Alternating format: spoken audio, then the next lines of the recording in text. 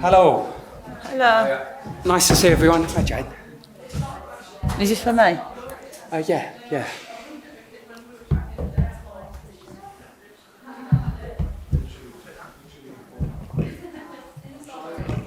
Are we good? Guys, do you want to come in?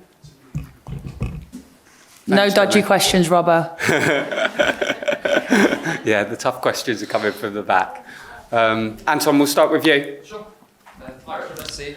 You too? Don't worry, I'm not going to ask you for an injury update on Keira, but just want to know, sort of, as a friend, as a teammate, how she's doing. Yeah, she's good. She's in good spirits. That's Keira all over. She's always got a smile on her face. So, yeah, she's in and around the team, obviously in the best place possible for a recovery, and obviously we're just there to support her and whatever she needs. What was your own reaction when you saw what happened during the game? And I suppose, what was your reaction when you found out the news wasn't as bad as it could have been? Yeah, initially, obviously, it was heartbreaking. You always fear the worst in those situations, like I'm sure you guys did. As a teammate, as a friend, it's even harder, and she's obviously such a pivotal part of our team on and off the pitch. So it was tough. It's not nice to see anyone get injured.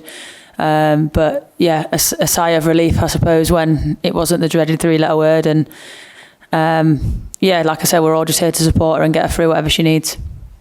I know Serena said after the game, we have to obviously move on. That's what high-level sport's all about. But how difficult is it to move on tactically without a player of such importance? Yeah, it's difficult losing a player of her ability and the quality that she brings. And again, like I said, off the pitch, she's a vital part of the team as well. So it's tough, but that's why Serena built a 23-player squad, and the depth that we've got. Obviously, things will have to change. That's natural when we lose a player, but it's not. It's a team game, and we have to get on with it, and ultimately get the job done for Keira as well. So yeah, I think everyone's just in better spirits, and obviously going into the game knowing that we need to get the job done. Yeah, big game. How does it feel sort of building into this one? Because obviously the job isn't complete yet. No, it's really not. Obviously, it's a tight group, but we can only control what we control, and that's obviously trying to get the 3 points against China. They're a great side. I think ranked 14th in the world. We know that they're going to be a different kind of opposition that we've had so far. We know their threats and what they're capable of. So we've just been prepared the best way we could be, and hopefully get that next 3 points in the bag. Thanks, Anton. We'll go to Jane from BBC. Hi, Rachel. Hello. On a personal level, obviously it's so disappointing for Keira, but as an England player, I mean, she's such a pivotal player for the squad. How much do you feel that her not being part of the team for this match could impact your chances of progressing in the tournament? Well, I think what you saw on Friday was the resilient side that we have. It was obviously so difficult losing her, but we've got players to step into that role. No one's going to replace somebody else. It's everyone brings something different to the squad, their own unique ability. So it will be tough, but we know that, and we've got players to step in, and ultimately it's a team game. And yeah, it's not just about one individual. Obviously, it's heartbreaking to see her not be able to play with us, but I think everyone will just step up as well for her. And you had a slight change of position yourself as well. How did you feel about playing in defence? It's obviously not where I've played most of my minutes recently for club and things like that, but it's a position that I'm familiar with. Obviously, spent the whole last summer playing there, and probably most of my England career. So it's something that's somewhat familiar to me, and like I always say, I'll play wherever for this country. There is a scenario where England, Denmark and China could all finish the group on 6 points, and then it could come down to goal difference. And at the moment, England only have 2 goals. So is that something that's crossed your minds, or have there been discussions about it at all? Well, we've got 2 more goals than the rest of them. So, we're +2, which is nice. No, it's not a concern. I think, we're two games into the tournament, 2 wins. You have to look at the positives. We've got 2 really good wins against 2 really good teams. I think there's a lot of outside noise about goals scored, but it's not a problem within.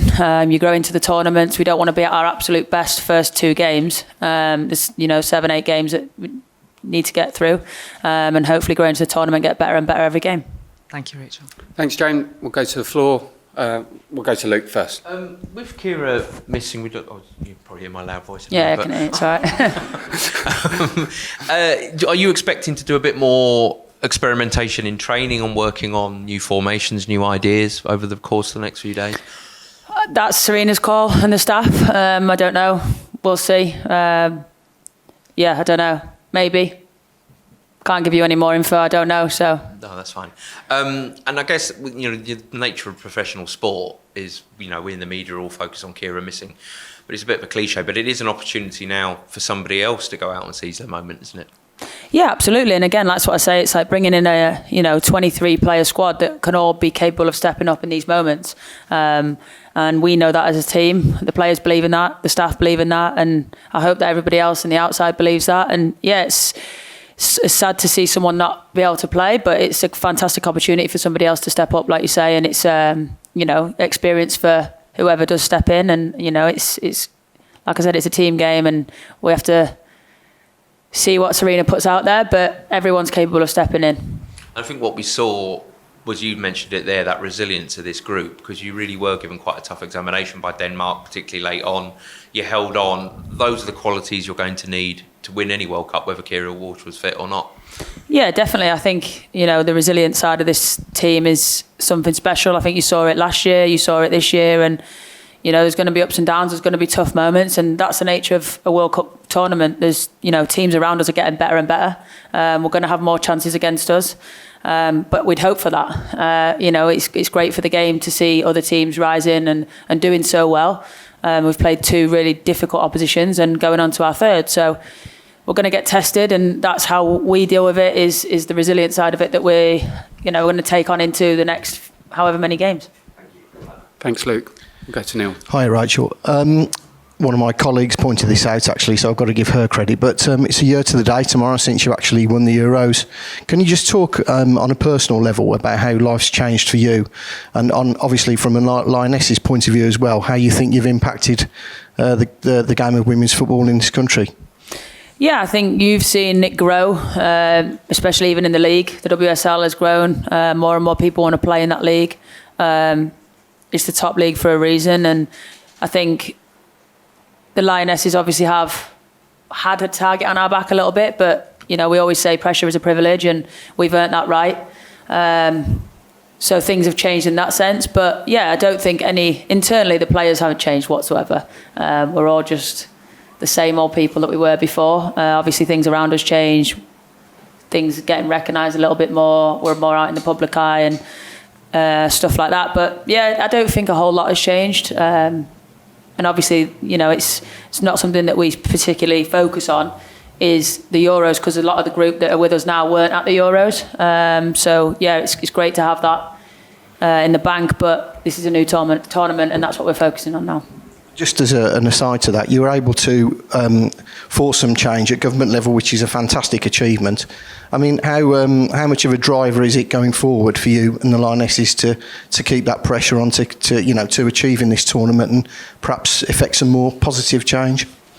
Yeah, obviously winning is great and it's helpful, but we're good people at the end of the day. First and foremost, it's people first, and a lot of us, obviously, who were part of that discussion last year with the government, it's a nice feeling to be able to put our name on things and try and move things forward and get things for the younger generation, for the greater good of the nation itself.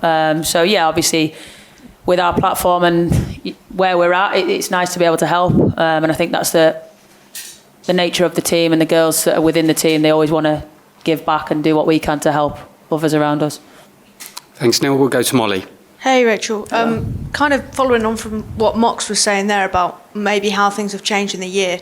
I think after the game, we saw so many people asking about Keira. How was Keira? There was such an outpouring of kind of love and like really hoping for the best for her. Does that show how much people care about, not just Keira, but all of you guys now? You have that profile that maybe a year ago people didn't quite connect with you in the same way because they didn't really know you guys as much. Yeah, it's nice. Like you said, it's nice to see that so many people do care, and we do have the backing of the nation. And the support here has been fantastic at games. We've heard the fans have been brilliant, but not only that, the fans at home, we can't obviously interact with them the way we would have done if we were at like the home Euros, but we see their support and we're grateful for their support. And yeah, I'm sure Keira feels the same way for the love and support for her injury. And obviously, the game did change a little bit once Keira went off, but those opening exchanges and the goal in particular with you combining with LJ seemed to work really well almost instantly. I just wondered if that's a combination that you would have worked on that much, because I don't think you would have been on the pitch that much in those areas, maybe together. And what was that like for you on the pitch? Well, I think first and foremost, it's building connections off the pitch.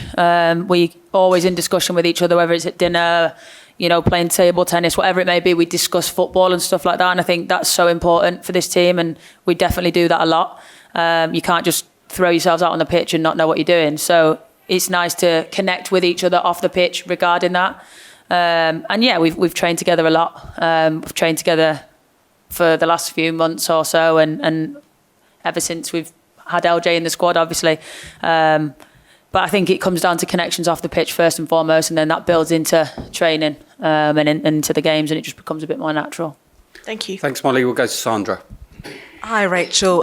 Just going back to I know we don't want to keep talking about the Euros, but just in terms of the anniversary, I think you mentioned when you came out that it felt like when you came out of camp last time round as winners, it felt like you were coming out of the Big Brother house. I mean, how does it feel like now, in terms of for you going into this tournament and just, having to do the World Cup a year on from that? So going back into the Big Brother house, but a year later.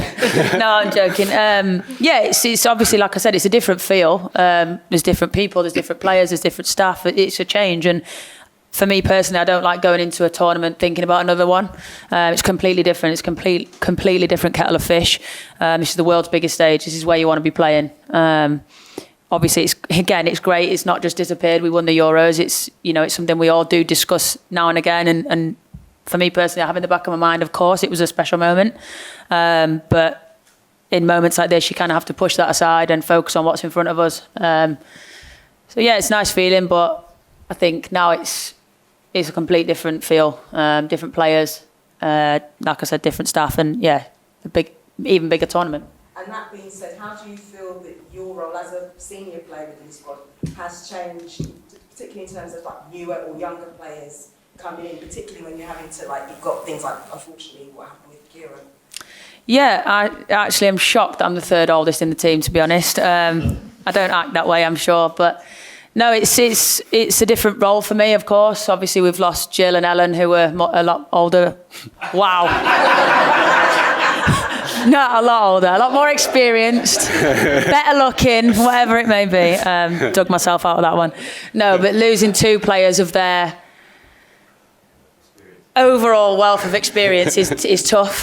So yeah, I think some of the younger players, even younger than me, have to come and step into that role, and it's nice to be able to do that. And I had that when I was younger, and some of the senior players helping me. So it's nice to be able to speak to the younger ones, and not even just the younger ones. There's players that it's their first tournament that aren't so young, so it's helping them through that and adjustments to obviously being at the other side of the world, away from home, not seeing family so much, and yeah, it's nice to be able to help and be that kind of figure that they can look up to as well. Thanks, Sandra. We'll go to Tom. I'm really sorry, Jill and Ellen, if you're ever going to see this. Thank you. Hi, Rach. When we watched you training last week, along with those fans in the crowd at the Central Coast Stadium, we saw you towards the end doing a lot of shooting practice in the penalty box. So I guess I'm wondering, when did you find out you were going to play left back? Was it quite a last minute news for you, or did you know all along that was the plan? No, I didn't know all along. I've said this before, but I'm always in constant communication with Serena about positions, as I'm sure everybody is. She's fantastic at communication, and she's something we've always spoken about. It may be a situation that might happen, it may not be ready, and that's why I always stay ready in any position that I'm needed, but I'm always going to shoot at the end of training. How does that preparation maybe translate then when you find out you're going to be playing left back? Are you the sort of person who maybe spends time studying the Danish wingers' form of clips? Is that your sort of thing? Yeah, our analyst, he sends me clips and stuff. He knows whatever position I'm playing in, he'll send me them of the opposition, because I like that anyway. It's not for everyone, but I like to look at it the night before and prepare myself. But again, it's something that I've always had in the back of my mind that maybe it might happen. So I've always done a little bit in training that you know, maybe that could be the situation that I'll play there, maybe not, but I'm going to prepare for it anyway. So I'm in the best possible position if needed, wherever that may be. And just lastly, you seem to click quite well down that left side with Lauren James. Obviously, a goal and an assist says that, but just generally, you seem like you had a good combination. Did you feel that too? And what did you make of her impact on her first World Cup start? I mean, it's hard not to connect with a player of her ability. She's phenomenal. I think you guys actually got to see it on the world stage the other day, but we see that every day in training. She's a joke. She's so good, and yeah, you saw that the other night. But she's a girl that is a young player. You know, we have to kind of guide her as well. And I talked to her a lot, and obviously when I found out I was playing alongside her, just behind her, we obviously chat about it, and she's a great girl on and off the pitch, so it was easy to connect with her. But yeah, it was nice to see her shine on the big stage, and for everyone else to see what we see every day. Thank you. Thanks, Tom. We'll take a final question from Tom at the front.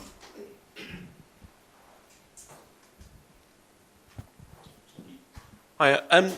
In the 2 times or 3 times we've been to training, you're normally first out on your own at the start. Is that something you've always done? What are you doing in those moments? Is it like visualization, or is it just sort of? It's because I'm old. It's purely because I'm old. No, I do my own warm up a little bit before everyone else, just to get everything moving. And I like to get touches on the ball a little bit before I go out. I've always done it. I do it at club and I do it at England, and it's something that I've always done. It's nothing to do with anything else other than that. Is it something like? Has that always been something you've done though, in terms of like your own preparation? Do you like being out there in your own thoughts first up?